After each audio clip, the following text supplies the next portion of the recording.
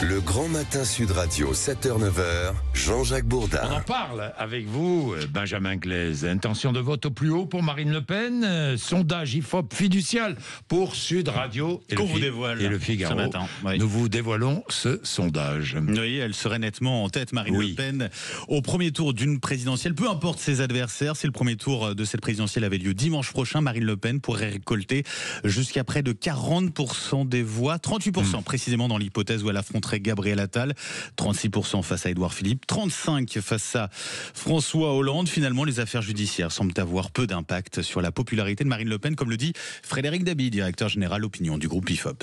Ça n'impacte pas, au contraire, le potentiel électoral de Marine Le Pen qui émerge à des niveaux jamais vus, entre 36 et 38% d'intention de vote. Elle ne semble pas touchée par cette motion de censure qui aurait pu troubler une partie de l'électorat RN, en tout cas au premier tour. Elle a peut-être une difficulté sur le second tour. Marine Le Pen arrive systématiquement en tête avec des avances de 11 points, par exemple, sur Édouard Philippe. Elle a toujours cet électorat attrape-tout en dehors des cadres supérieurs. Elle est très forte dans tous les électorats, y compris les personnes retraitées, les personnes âgées, où Marine Le Pen déboule entre 27 et 28%. Au-delà de la personne de Marine Le Pen, c'est le Rassemblement National qui est le grand gagnant de ce sondage. Sur le premier tour d'une présidentielle, Jordan Bardella, lui, récolterait 34% des voix. C'est moins que Marine Le Pen, mais c'est 8 points de plus qu'Édouard Philippe. Bien, et Jean-Luc Mélenchon est très bas, 11-12%, pas plus, dans ce sondage. Bien, messieurs.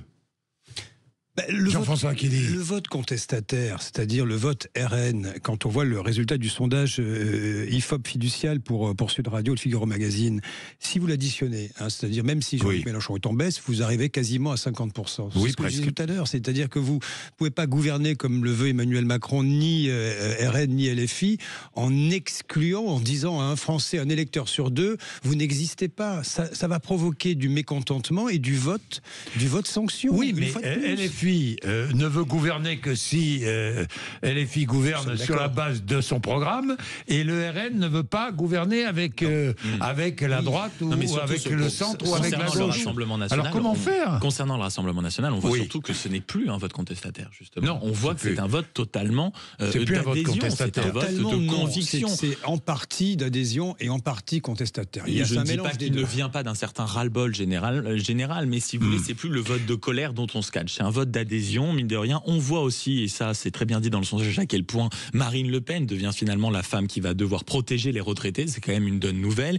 Et on voit que contrairement à ce qu'on a pu apercevoir avec ces législatives partielles qui ont eu lieu dans les Ardennes, quand on a dit regardez le Rassemblement National, on a utilisé cette défaite pour expliquer qu'en réalité c'était le choix de la censure, que Marine Le Pen était en perte de vitesse. En réalité, il y a quand même eu que 372 voix d'écart au second tour entre les deux candidats. Donc on voit quand même à quel point significative de ce qui va se passer. Exactement. Et on voit surtout à quel point Marine Le Pen, pour l'instant, visiblement, est en train de jouer une partition qui semble lui être gagnante. Oui, attention sur la durée. Attention sur la durée. Si jamais la censure, il y a des conséquences de la censure sur le quotidien des Français.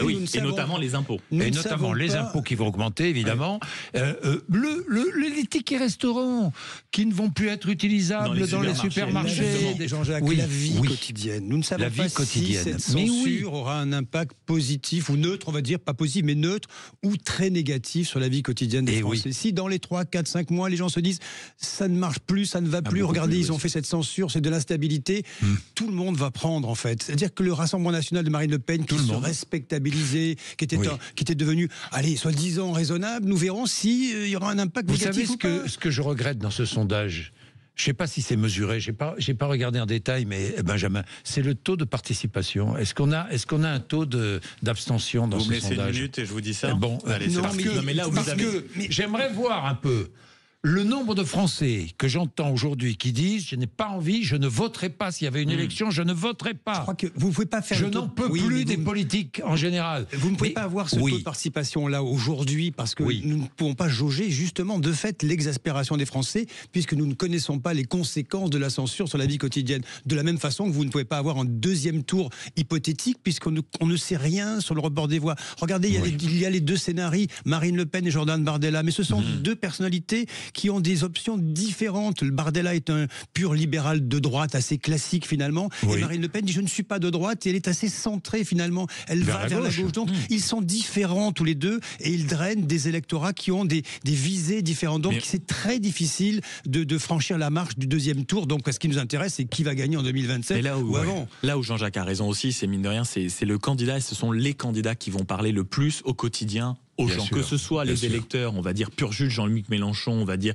les banlieues chics, etc., ou Marine Le Pen avec les retraités, les travailleurs, etc., qui n'ont plus d'emploi. Mais on voit à quel point le quotidien va jouer un rôle extraordinaire, et on voit surtout à quel point parfois les coqueluches des médias, je pense à Gabriel Attal et Édouard Philippe, sont en fait en perte de vitesse. C'est-à-dire que le fait d'avoir...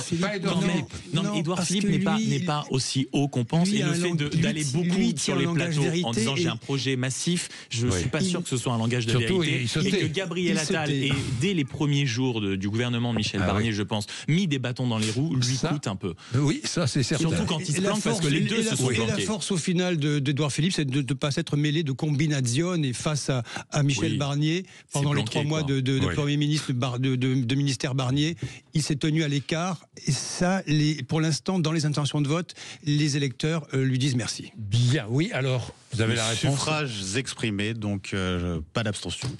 L'abstention n'est pas prise en compte. N'est pas mesurée. Voilà. Je regrette ça. Je regrette un peu, parce que c'est bien d'avoir des intentions de vote, mais les intentions de vote sont à analyser en fonction des intentions de vote, justement. Combien on recueille ? Oui, mais tout dépend du nombre d'électeurs qui ira voter. Bien, il est 8h30, vous êtes sur Sud Radio. Anne Genetet, qui est ministre de l'Éducation nationale, est notre invitée dans un instant. Le rappel des titres de l'actualité avec Laurie Leclerc.